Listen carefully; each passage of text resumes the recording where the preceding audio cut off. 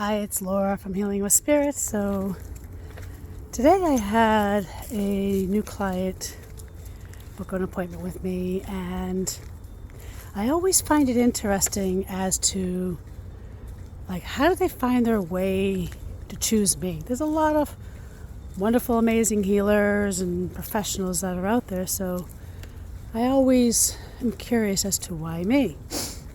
And I've noticed a pattern in the past 6 months or so, is that a lot of them are looking to heal really deep root issues, or trying to blend that with healing ancestral wounds and trauma and reclamation. Maybe they've got some health issues and Western medicine isn't helping, or psychotherapy isn't helping.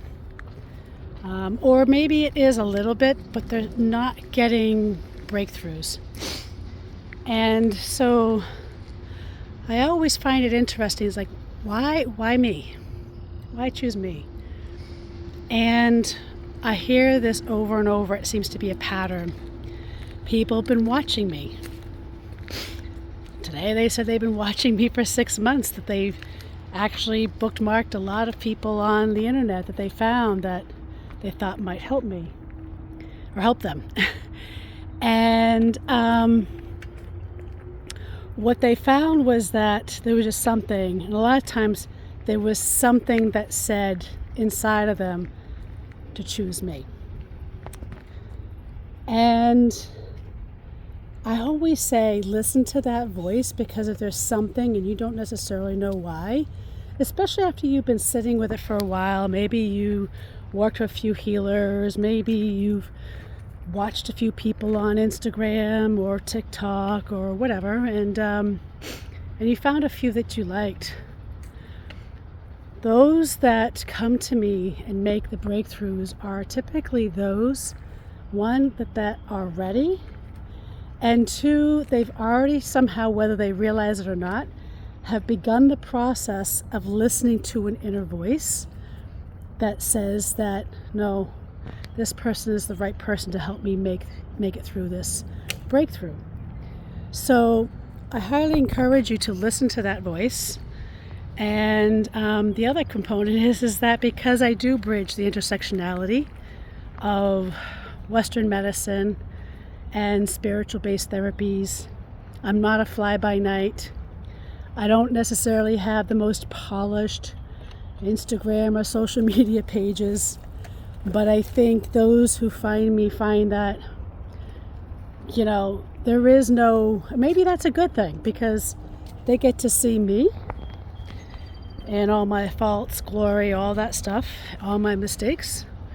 And then they get to see that, like I think the person said to me today, that I'm actually a real person who's actually walked the talk, because I can explain it, and that they can tell by the way I was listening to them today that I'm here to help them in their journey and not just to make a buck.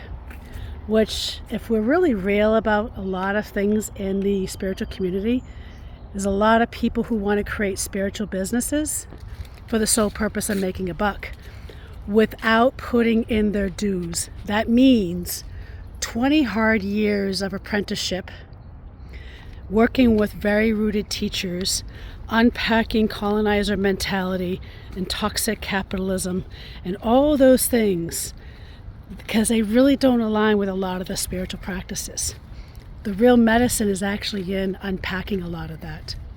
So, and that's where, when we work with trauma and spiritual, sometimes it shows up in a past life, sometimes it shows up in an illness and disease, sometimes it shows up in something that happened in this life, or maybe it's a cycle that's being repeated. But because of the years and dedication and tools, and because of my sacred activism work, I am a firm believer, and some of you might disagree with me on this, I am a firm believer that if you're going to be doing spiritual work, you also need to be doing sacred activist work. They have to go hand in hand. Every rooted sacred teacher I have ever met does that. And I think it's a missing piece, and not too many people, especially in America, want to do that. They want all the magic and glory of what spiritual practices offer, but they don't want to acknowledge the roots of sometimes where it came from, whether it's through white supremacy, genocide, or other systems of oppression, and give back to the rooted teachers that actually held on to those teachings for us to benefit from. So life isn't all toxic positivity. Life is a dance between the duality of both. And you will find your peace and healing when you're able to master the dance between both, which is why I'm a huge advocate for, being able to put in the work, facing hard truths, and honoring the path, knowing that you are protected, that you are being guided, that you are being led.